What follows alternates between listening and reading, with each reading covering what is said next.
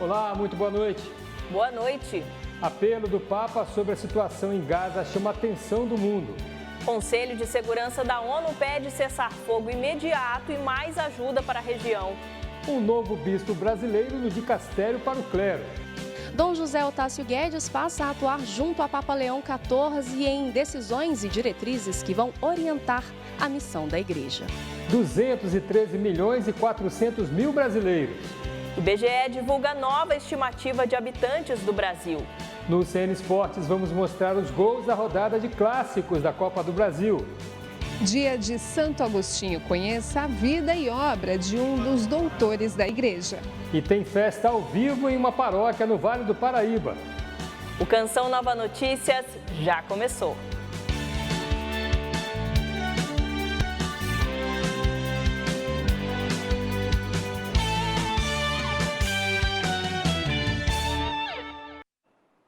A guerra entre Hamas e Israel continua a fazer milhares de vítimas. Mais de 62 mil palestinos perderam a vida. A maioria mulheres e crianças. Nesta quinta-feira, uma imagem impressionou o mundo. Uma fuga em massa de quem desistiu de viver na cidade de Gaza. Um comboio carregado de drama e incertezas. Mais que destruição, a guerra causa pavor nos que deixam a cidade de Gaza. Ninguém mais tem coragem de olhar para trás. Ontem à noite eles usaram robôs, pequenos dispositivos controlados remotamente para explodir tudo. Ninguém ficou no local.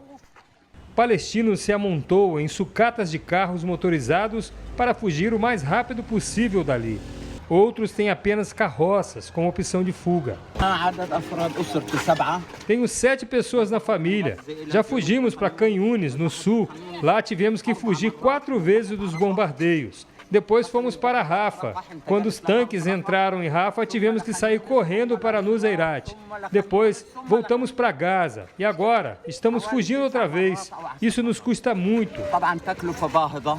Longe dessa dura realidade, 14 dos 15 países membros do Conselho de Segurança da ONU assinaram declaração conjunta pedindo cessar-fogo imediato, a libertação de reféns mantidos pelo Hamas e o aumento na ajuda humanitária a Gaza. Só os Estados Unidos não assinaram a declaração. O Conselho de Segurança se manifestou depois do forte apelo feito pelo Papa Leão XIV na catequese desta quarta-feira. Supplico che siano liberati tutti gli ostaggi. Imploro que todos os reféns sejam libertados e que o cessar-fogo permanente seja alcançado, a entrada segura de ajuda humanitária seja facilitada e que o direito humanitário seja respeitado e que haja obrigação de proteger os civis e o uso indiscriminado da força e o deslocamento forçado de populações, clamou o pontífice. O confronto entre o Hamas e Israel começou no dia 7 de outubro de 2023. Por causa do conflito, o território de Gaza está devastado e cerca de 2 milhões de palestinos estão deslocados. Muitos parecem viver a passagem de Gênesis, capítulo 19, versículo 15, quando os anjos alertam a Ló, dizendo: levanta-te, toma tua mulher e tuas filhas e sai daqui, para que não pereças na injustiça dessa cidade. O que devemos fazer? Pergunta Mohamed. Ficaremos aqui para morrer, para sermos destruídos? Meus 2 irmãos morreram, minha mãe foi martirizada, meus primos foram mortos diante dos meus olhos. O que devemos fazer? Continuaremos mudando de um lugar para o outro, até que Deus lá em cima olhe por nós, disse o palestino. Toda essa tragédia em Gaza tem como ponto de partida a falta de paz. Paz que para Santo Agostinho, que a igreja celebra hoje, se faz presente quando cada coisa está em seu devido lugar. E como estamos falando do Santo Agostinho, santo do dia, vamos ao vivo conversar com o repórter Emerson Tersini, que está na paróquia Santo Agostinho, em São José dos Campos. Boa noite, Emerson. Oi, Wallace, boa noite para você, boa noite para todo mundo que acompanha o Canção Nova Notícias nesta noite de quinta-feira. Pois é, aqui em São José dos Campos, além de celebrarmos Santo Agostinho, junto com toda a igreja, a paróquia dedicada a ele aqui no Urbanova, zona oeste da cidade, está em festa porque comemora então seus 15 anos de instalação. Nós tivemos há pouco a oração do Santo Terço, o Santíssimo Sacramento está exposto aqui para a oração da comunidade nesta quinta-feira de adoração e a missa daqui a pouco às 7 7h30 da noite, para celebrar este dia festivo com o Padre Ademir, que por sinal está aqui do meu lado e conversa conosco neste momento. Padre, bem-vindo, obrigado por aceitar o nosso convite. Como que foi a experiência da novena junto do povo de Deus aqui na Paróquia Santo Agostinho? Boa noite, Emerson. Boa noite, os ouvintes, telespectadores da TV Canção Nova. Foi uma semana bastante intensa, 9 dias de muita oração, de muita reflexão, para nos preparar para esse dia de hoje, quando nós celebramos também o primeiro aniversário da dedicação dessa igreja. Então, estamos transbordando de alegria. Os padres, bispos que vieram, meditaram conosco, refletiram conosco sobre os sacramentos da igreja e também sobre o tema da esperança, que é esse tema do jubileu de 2025. Então, realmente, nós estamos transbordando de alegria, porque fomos bem preparados para esse momento dessa festa de hoje. E como que Santo Agostinho pode nos ajudar nessa caminhada a seguirmos em frente nela? Santo Agostinho tem um testemunho de vida bastante rico, né? Ele que buscou o Senhor durante toda a sua vida até que o encontrou, nos mostra com certeza que se nós o buscarmos constantemente, com todo o coração, nós também o encontraremos. Oxalá já estejamos encontrando o Senhor e tendo um patrono tão forte como Santo Agostinho, sem dúvida nenhuma, vamos fazer uma grande experiência de Deus nessa nossa peregrinação para o céu. Perfeito, Padre. Dado o recado, obrigado mais uma vez pela sua participação. E por falar em Santo Agostinho, nós vamos conferir agora a reportagem preparada pela repórter Aline Mércio, direto da capital paulista, a respeito deste santo muito importante para a nossa igreja. Agostinho nasceu em 354 na África. De uma vida de pecados, ele encontra sua conversão. Santo Agostinho, ele passa um tempo buscando a Deus, procura a verdade, não é? E enquanto isso ele vai andando por outros caminhos, até que de fato encontra a Deus, né, a felicidade. No ano de 391, Agostinho foi ordenado sacerdote e escreveu a regra de vida para a comunidade. Ele funda uma comunidade, a primeira comunidade em Tagaste, não é? E ali, morando com outros irmãos, ele vai desenvolvendo a regra de Santo Agostinho, que ela permanece na história. A igreja funda os agostinianos. Os ensinamentos de Santo Agostinho continuam na vida dos cristãos. Inclusive, o Papa Leão XIV, que pertence à ordem agostiniana, busca no santo inspirações para o seu pontificado. Nesta quinta-feira, o pontífice disse que o testemunho do santo lembra nossos dons e talentos recebidos, que devem ser devolvidos em amoroso serviço a Deus e aos outros. Como ele disse no primeiro dia da sua eleição, ele deixou bem claro, né? Sou filho de Santo Agostinho, ou seja, com certeza Agostinho influencia em sua vida vocacional, em sua missão. Além da contribuição para a igreja, os estudos de Santo Agostinho também são essenciais para a filosofia. A forma como ele consegue relacionar fé com razão, a forma como ele lida com os seus próprios dilemas e conflitos, torna ele, sem dúvida, uma das mentes mais brilhantes que nós tivemos e que, por isso, há muito a se aprender com aquilo que ele descobriu, aquilo que ele pesquisou e aquilo que ele investigou. Sabedoria para quem admira o santo.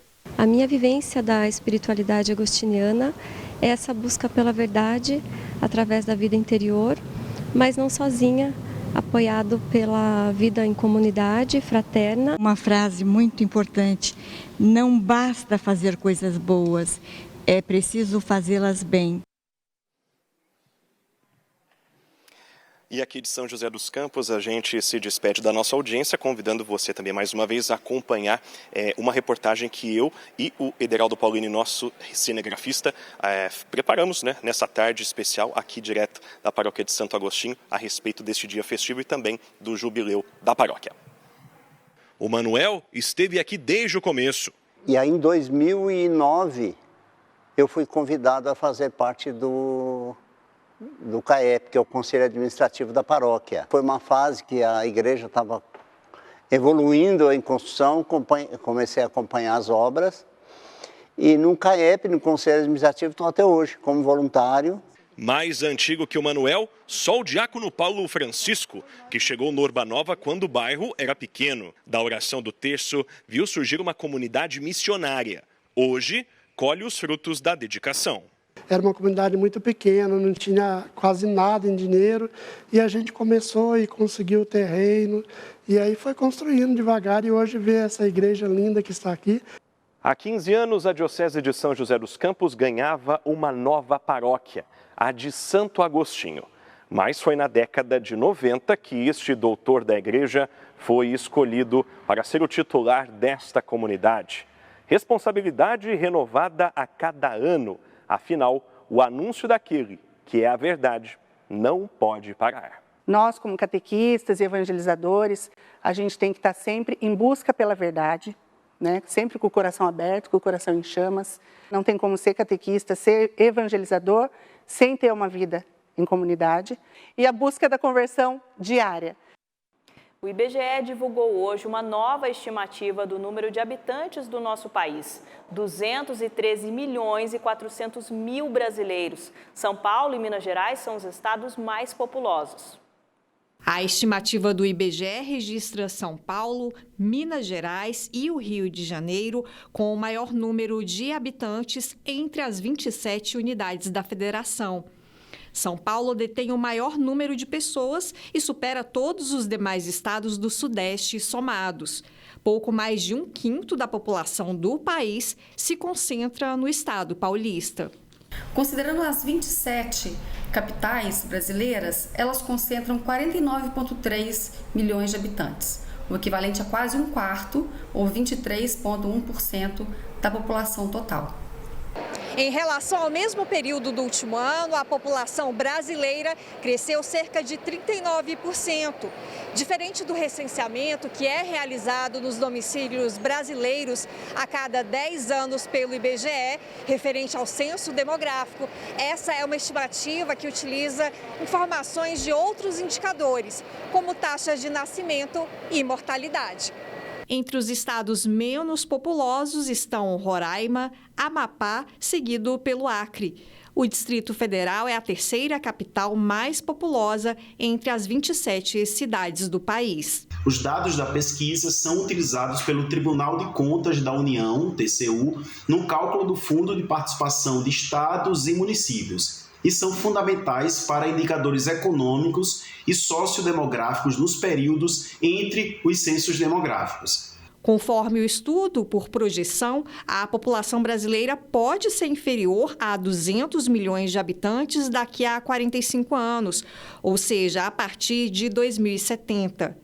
O levantamento demonstra que o Rio Grande do Sul e Alagoas devem ser os primeiros a apresentar redução populacional já a partir de 2027. Em seguida, vem o Rio de Janeiro, que poderá ter queda populacional a partir de 2028. A Arquidiocese de Brasília celebrou na manhã desta quinta-feira o jubileu das autoridades parlamentares, servidores públicos e o governador do Distrito Federal se reuniram na Catedral Metropolitana.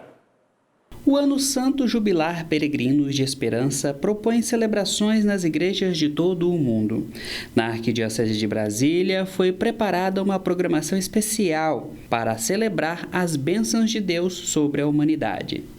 A política é uma das formas mais elevadas da caridade, porque serve o bem comum. As palavras do Papa Francisco são uma reflexão para as autoridades presentes no jubileu da Arquidiocese.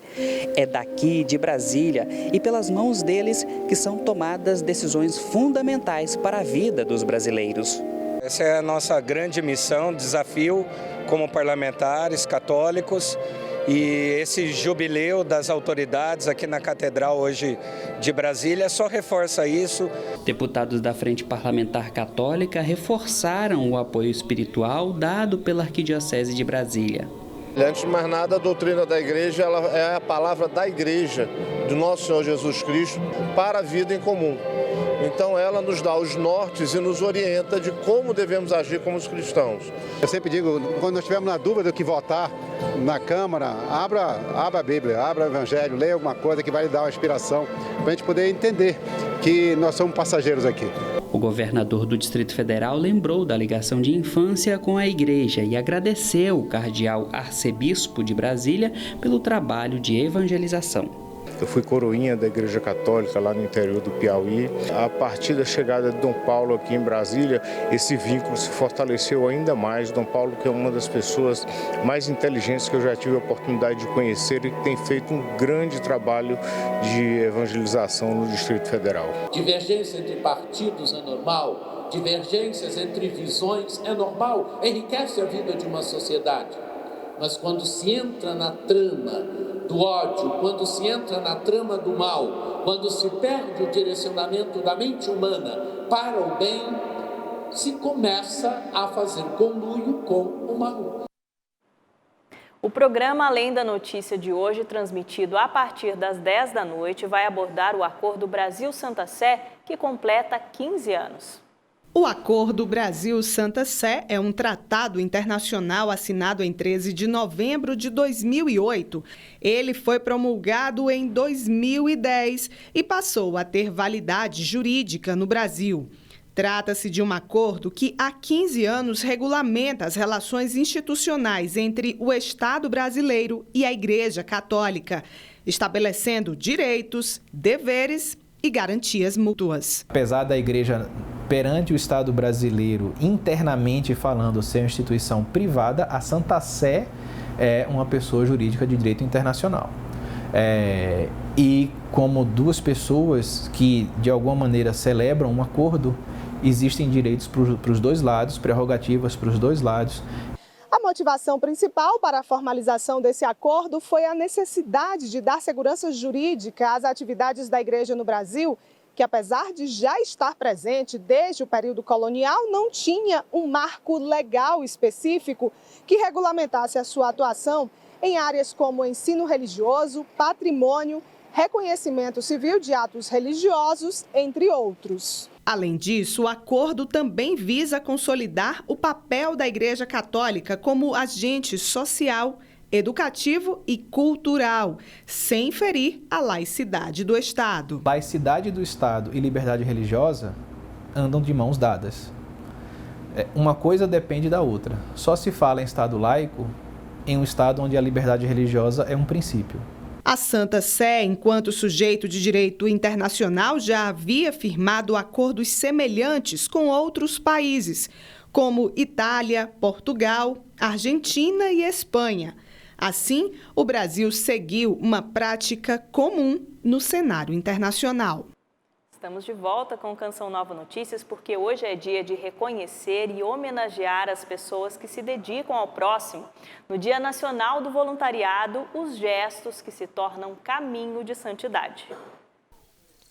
O voluntariado é um ato de solidariedade realizado por pessoas que disponibilizam tempo e habilidades por um bem maior. O Centro de Referência em Ortopedia e Reabilitação, a ACD, atualmente conta com a ajuda de 900 voluntários. Hoje os nossos voluntários atuam em diversas áreas da instituição, contribuindo aí com os nossos profissionais. Então hoje a gente fala que ele é a alma da nossa instituição, eles contribuem uma vez por semana. Para ser voluntário, basta entrar no nosso site da instituição e fazer o seu cadastro. Fátima e Fernanda são voluntárias na ACD há muitos anos. Elas dizem que se sentem realizadas por ajudarem os mais necessitados, seja no administrativo, nas relações institucionais, atendimento, entretenimento e reabilitação. Então a gente aprende a escutar, a gente aprende a não reclamar da vida. E é isso. Então aqui na ACD você é um aprendizado para mim. O voluntariado é uma escolha de vida, assim. E aí é a melhor escolha que eu fiz há 13 anos atrás.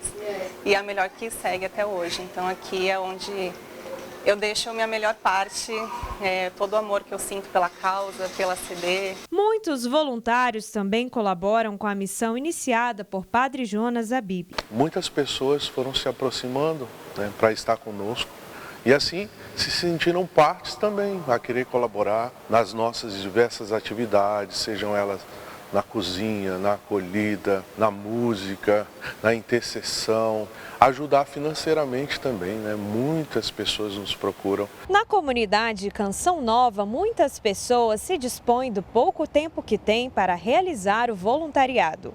Mais do que o trabalho, esse gesto se torna um caminho de santidade. É o meu sim no voluntariado, de poder estar presente, fazer aquilo que Deus, aonde Deus quer que eu vá. É muito prazeroso, né? Estar com a comunidade, saber que todo esse trabalho voluntário está alcançando almas, né? Independente do que eu faço aqui na comunidade.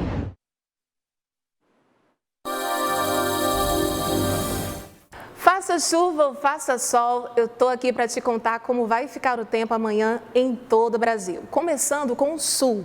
A chuva ainda vai continuar em parte do estado gaúcho e do Paraná.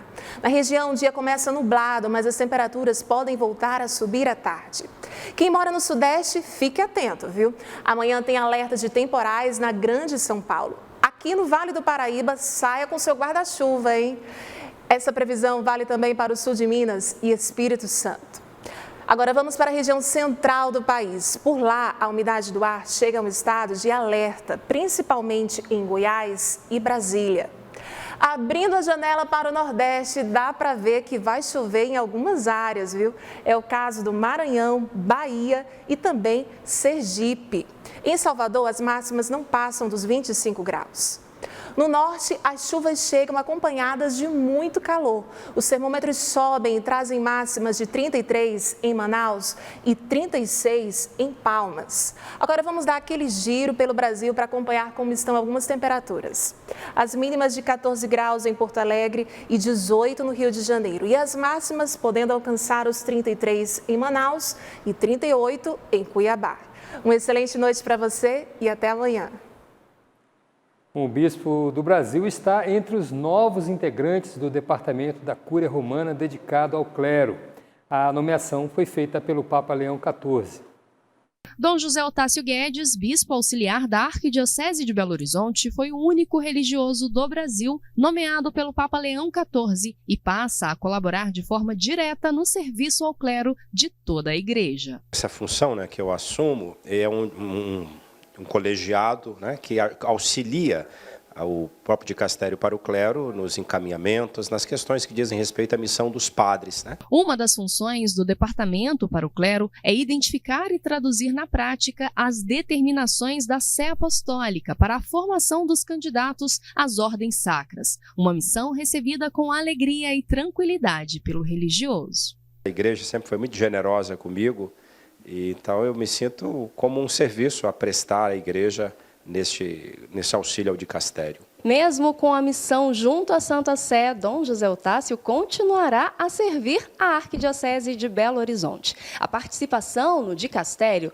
será de forma consultiva, com reuniões periódicas em Roma. Algumas vezes deverá estar presente lá, mas o dia a dia vai ser aqui na Arquidiocese de Belo Horizonte. Continuo como bispo auxiliar, auxiliando Dom Valmor no serviço a esta bela igreja, amada Igreja de Belo Horizonte. Com simplicidade e zelo pastoral, Dom José Otásio leva para Roma a experiência de uma igreja viva e próxima do povo. Um serviço que agora se expande em comunhão com o Papa e a missão da igreja no mundo, confiado às vésperas de um momento especial de sua vida sacerdotal.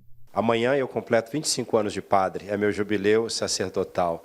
Então, penso que é por isso. Então, um padre, assim, já um pouco mais vivido, procurando contribuir, ajudando outros irmãos padres, que são colaboradores preciosos desse nosso serviço. Servo por amor, sacerdote da humanidade. Localizado no Mosteiro da Luz, o Museu de Arte Sacra de São Paulo comemora 55 anos de existência, com uma exposição sobre a evolução da capital paulista.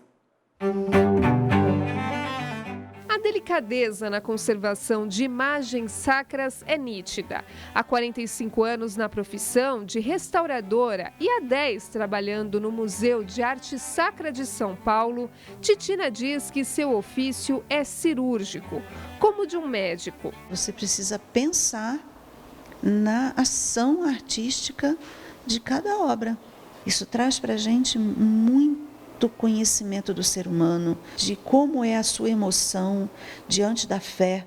Em 2025, o Museu de Arte Sacra de São Paulo completa 55 anos. São mais de 18.000 obras que ajudaram a contar a história do Brasil. Para comemorar a data, a exposição Dentro e Fora dos Muros da Luz foi inaugurada. Destaca principalmente algumas obras emblemáticas do acervo, onde nós trabalhamos o conteúdo relacionado individualmente a cada obra.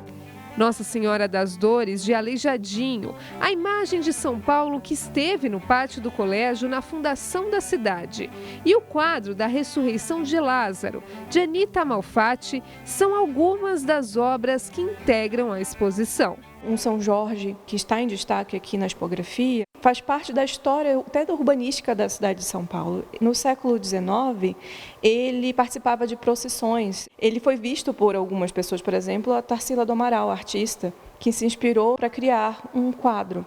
Fora dos muros, a exposição continua aqui, na sala do Museu de Arte Sacra, no metrô Tiradentes, onde o visitante pode ver a evolução urbana que aconteceu ao redor do Mosteiro da Luz. A própria relação paisagística e urbanística dessa construção com o entorno. Artes que agradam quem trabalha no museu e quem o visita, como a pernambucana Albeniza.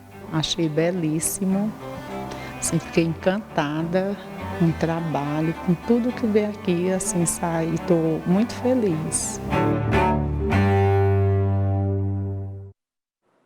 Ficou interessado? Olha, a exposição no Museu de Arte Sacra fica até o dia 9 de novembro. Na Sala Mas do metrô, a mostra segue até o dia 14 de setembro. A Canção Nova chega até você para levar a boa nova de Jesus Cristo. É muito bom saber que você caminha conosco nessa estrada de esperança e fé. E precisamos continuar seguindo juntos sempre. Bom, estamos com 77% na campanha do projeto Dai-me Almas de agosto. Acesse clube.cançãonova.com e ajude a manter a nossa missão. Obrigada desde já por sua fidelidade. Agora vamos colocar um pouco de música nessa conversa. Na terceira e última reportagem sobre as músicas da Canção Nova premiadas no Catholic Music Awards, na Itália, vamos conhecer a canção Outro Igual Não Há, interpretada pelo missionário Tiago Tomé. A música católica busca levar o fiel a Deus. Pelas canções, é possível expressar louvor, adoração, gratidão e fortalecer a fé. Eu gosto muito daquela música Tu te abeirachas da praia, ou A Barca. É uma música antiga, mas é uma música vocacional e para mim tem muita importância, principalmente vocacionalmente falando. Eu acho que a música ajuda muito na evangelização. Eu adoro as músicas religiosas católicas e não perco quando tem. A música é um canal eficaz para a evangelização, pois as letras e melodias têm a capacidade única de tocar os corações, proporcionando uma experiência pessoal e profunda com Deus. Quando o povo de Deus caminhava no deserto, ali com aqueles momentos solenes, sempre os músicos estavam à frente. Por quê? Porque a música é uma forma de expressão, de louvor e de glória a Deus. A música Outro Igual Não Há, interpretada por Tiago Tomé, foi escolhida como melhor canção de evangelização em premiação internacional.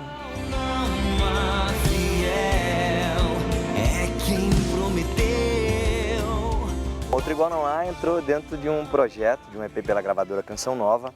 Eu já tinha um projeto de gravação e aí de repente eu tive a oportunidade de ouvir essa canção do diácono Alberto Araújo, enquanto eu já tinha duas composições, né, que era Vem Espírito de Amor e Lugar para Descansar, e aí foi quando eu encontrei essa canção, o diácono Alberto Araújo tinha me enviado, e quando eu ouvi foi aquela experiência com a canção e o desejo também de gravá-la.